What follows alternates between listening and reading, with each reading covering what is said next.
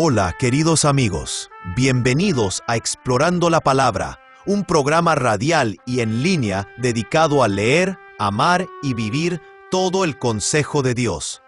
Si el Señor lo permite, nuestra intención es avanzar verso por verso, capítulo por capítulo, a través de toda la Biblia.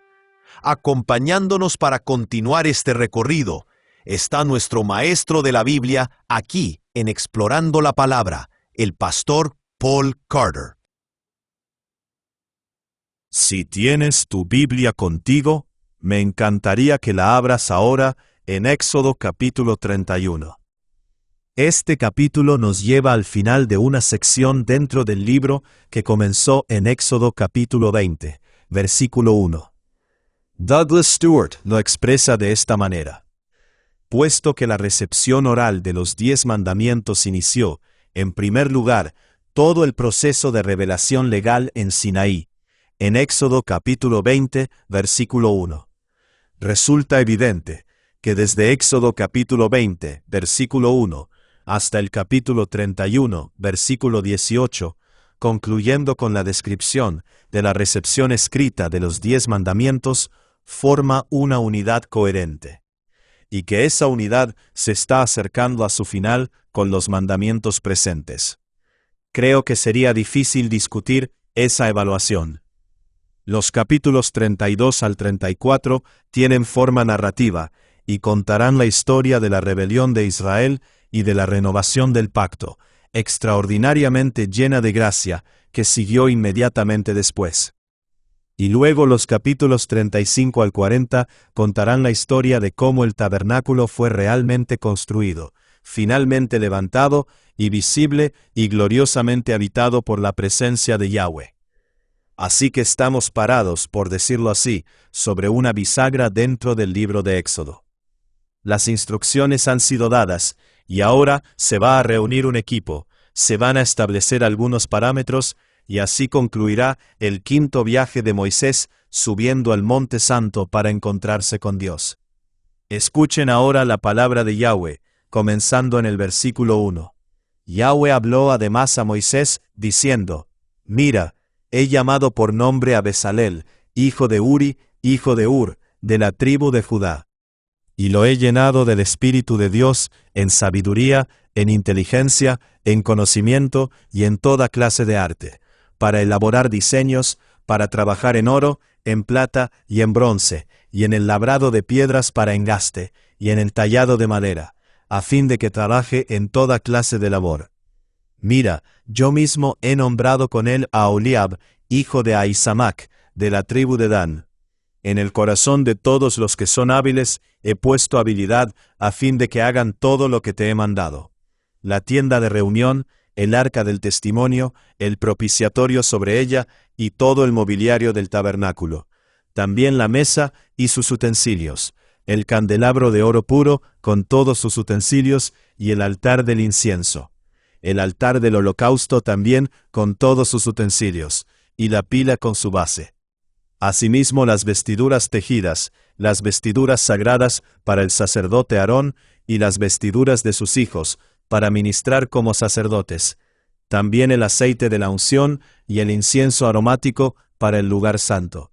Los harán conforme a todo lo que te he mandado, tanto en el Antiguo Testamento como en el Nuevo. El propósito de los dones espirituales es edificar la casa de Yahweh.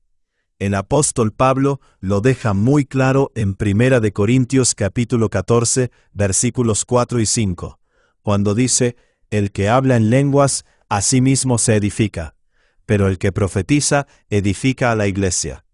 Yo quisiera que todos hablaran en lenguas, pero aún más que profetizaran, porque el que profetiza es superior al que habla en lenguas, a menos de que las interprete para que la iglesia reciba edificación. Los corintios, por supuesto, estaban fascinados con el don de lenguas. Y Pablo no está tratando aquí de quitar legitimidad a las lenguas, sino de ponerlas en una prioridad más baja. El propósito de los dones espirituales, dice él, es edificar la iglesia. Luego continúa diciendo en el versículo 12 del mismo capítulo: así también ustedes, puesto que anhelan manifestaciones del Espíritu, procuren sobresalir en la edificación de la Iglesia. Así que los dones espirituales, tanto en el Antiguo Testamento como en el Nuevo, son dados para edificar la Iglesia, y deben ser ejercidos en estricta obediencia a la ley. Mira la segunda parte del versículo 11. Estas personas dotadas, gloriosamente equipadas por el Espíritu Santo, deben hacerlo todo conforme a todo lo que Dios ha mandado. Así que los dones están sujetos a la ley. La ley y los mandamientos son como las orillas dentro de las cuales debe fluir el río del don espiritual y del poder espiritual. Cuando el río se desborda de sus orillas, todo el mundo se convierte en lodo y pantano. Y hemos visto demasiado de eso en la Iglesia en las generaciones recientes. Ahora bien, por supuesto, no creo que quisiéramos intentar desarrollar toda una teología completa de los dones espirituales a partir de este pasaje en Éxodo. Pero tampoco creo que debamos ignorar este pasaje en Éxodo cuando pensamos de manera integral acerca de los dones espirituales. Este pasaje establece el principio de que Dios da, por medio de su Espíritu, lo que se necesita y lo que es apropiado en cada etapa del proceso redentor, para que su pueblo pueda servirle y representarle de acuerdo con su llamado. Y por eso nunca me he sentido del todo cómodo con palabras como cesacionismo. Un don ciertamente puede cesar. Dios puede dar un don determinado para una temporada determinada, por una razón particular, y luego esa razón puede quedar plenamente cumplida, y por lo tanto el don puede dejar de ser necesario. Pero si una necesidad semejante surgiera otra vez en el futuro, Dios de ninguna manera estaría impedido de darlo nuevamente. Dios es soberano sobre los dones. Él sabe lo que hace, y da lo que se requiere para que nosotros, como su pueblo, podamos darle gloria. Gracias sean dadas a Dios. Prefiero dejarlo allí. Versículo 12.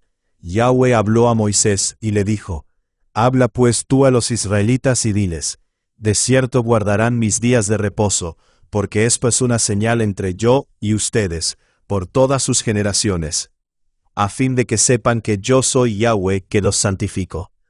Por tanto, han de guardar el día de reposo, porque es santo para ustedes. Todo el que lo profane, ciertamente morirá. Porque cualquiera que haga obra alguna en él, esa persona será cortada de entre su pueblo. Durante 6 días se trabajará, pero el séptimo día será día de completo reposo, santo a Yahweh. Cualquiera que haga obra alguna en el día de reposo, ciertamente morirá. Los israelitas guardarán pues el día de reposo, celebrándolo por todas sus generaciones como pacto perpetuo. Es una señal entre yo y los israelitas para siempre. Pues en 6 días Yahweh hizo los cielos y la tierra, y en el séptimo día cesó de trabajar y reposó. La clave para entender por qué este párrafo se inserta aquí probablemente sea esa frase en medio del versículo 13. Sobre todo, o como lo expresa la traducción judía JPS de la Torá, sin embargo, ustedes deben guardar mis días de reposo. Lo que Dios está diciendo aquí es que la urgencia de construir este tabernáculo y la importancia que se le ha dado a la adoración corporativa no significa que la ley del día de reposo pueda ser ignorada. Incluso esta obra, la más importante de todas, debe detenerse en el séptimo día para que el pueblo de Dios pueda descansar y adorar, tal como fue creado y salvado para hacerlo. El erudito hebreo Nahum Sarna lo expresa de esta manera: el tabernáculo consagra el concepto de la santidad del espacio. El día de reposo encarna el concepto de la santidad del tiempo. Este último tiene prioridad sobre el primero, y la obra del tabernáculo debe ceder cada semana ante el reposo del día de reposo. Nunca debemos pisotear un principio para poder perseguir otro. La sabiduría y la obediencia deben ir de la mano. Como se ha dicho muchas veces, debemos estar comprometidos a hacer la obra de Dios a la manera de Dios. No hay pragmatismo en la Biblia, No existe eso de hacer algo turbio para conseguir un resultado. No. Sobre todo, dice Dios, guarden mis días de reposo. A pesar de la urgencia de la tarea, obedézcanme, confíen en mí, apártense de sus labores y descansen. El versículo 17 dice que este reposo del día de reposo, incluso en medio de labores urgentes, debe ser una señal para siempre. Entre Dios y el pueblo de Israel. Y seguramente lo fue. Era una de esas cosas que marcaba a los judíos como distintos de sus vecinos. Era una demostración de fe. Era una señal y un indicador claro para todos los pueblos y vecinos que los rodeaban de que estas personas vivían para algo más que simplemente el trabajo y la ganancia. Estas personas estaban viviendo vidas esencialmente centradas en Dios. Esa era la idea. Y por supuesto, como cristianos, estamos muy interesados precisamente en cómo este principio debe ser trasladado a una clave del Nuevo Testamento. Dios mediante, planeo hacer un episodio de Excursus sobre el principio del día de reposo al concluir esta serie. Pero por ahora, J. Alec Motyer nos ayuda a avanzar y a pensar en la dirección correcta. Él dice, aunque debemos tomar nota del hecho de que el Nuevo Testamento nunca cita el cuarto mandamiento, y de que Colosenses capítulo 2, versículo 16, descarta cualquier enfoque legalista de la cuestión de la observancia del día de reposo, aún así, debemos tener cuidado de tomar en cuenta la comprensión bastante maravillosa y profundamente teológica del día del Señor que se nos da aquí en Éxodo. El día de reposo debe ser una señal para el mundo de nuestra santa separación como el pueblo santo del Señor. Y esa separación misma es una señal de nuestra determinación de formar nuestro estilo de vida imitando al Señor. Creo que eso es exactamente correcto. Ahora bien, como dije, entraremos en esto con mayor detalle cuando hagamos el episodio de Excursus. Pero creo que esta es una de las maneras en que nosotros, como pueblo cristiano, tenemos que volver a identificarnos como distintos de nuestro contexto cultural. Nosotros, por encima de todos los pueblos, deberíamos entender que la vida es más que trabajo.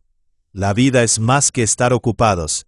Ser el pueblo de Dios, en lo más fundamental, significa detenernos, confiar y dar prioridad a la adoración, al servicio y a la comunión. Es una manera de decirle a la gente que estamos confiando en cosas diferentes. Estamos comprometidos con cosas diferentes. Y estamos siguiendo un camino diferente. Porque estamos bajo el señorío de Dios por medio de Jesucristo.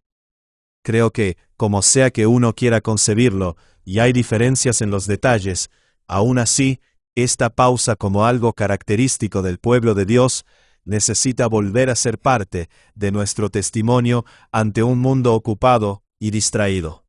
Más sobre eso después. Versículo 18. Cuando Yahweh terminó de hablar con Moisés sobre el monte Sinaí, le dio las 2 tablas del testimonio, tablas de piedra escritas por el dedo de Dios. Así que, como mencionamos al principio, Moisés recibió los 10 mandamientos oralmente en Éxodo capítulo 20, versículo 1. Pero aquí, al concluir esta sección y al concluir el 5º viaje de Moisés subiendo al monte, se le presenta una copia escrita con el mismo dedo de Dios. El punto parece ser que aunque la totalidad de esta revelación debe entenderse como obligatoria y autoritativa, hay algo fundacional y esencial acerca de estos 10 mandamientos. Son el núcleo santo, podríamos decir, el centro nuclear de todo el conjunto. El hecho de que hubiera 2 tablas no significa que 5 mandamientos estuvieran escritos en una y 5 en la otra. Más bien, de acuerdo con la costumbre de aquel tiempo, los 10 mandamientos completos estaban escritos en ambas tablas. Había 2 copias, una para cada parte del acuerdo. Estas tablas serían colocadas dentro del arca del pacto, la cual a su vez residiría en el mismísimo corazón y centro de la adoración israelita. La ley, el espíritu y la adoración, estas son las cosas que marcarán a estos esclavos liberados como un reino de sacerdotes y una nación santa. Gracias sean dadas a Dios, y gracias a ustedes por escuchar otro episodio de Explorando la Palabra. Gracias por acompañarnos en este episodio de Explorando la Palabra. Si este estudio ha sido de bendición para ti, considera compartirlo con otros para que más personas puedan profundizar en las Escrituras. Recuerda que el propósito de estudiar la Biblia no es solamente adquirir conocimiento, sino conocer más profundamente a Cristo y vivir de acuerdo con la verdad de su palabra. Nos vemos en el próximo episodio, mientras continuamos explorando la palabra de Dios juntos.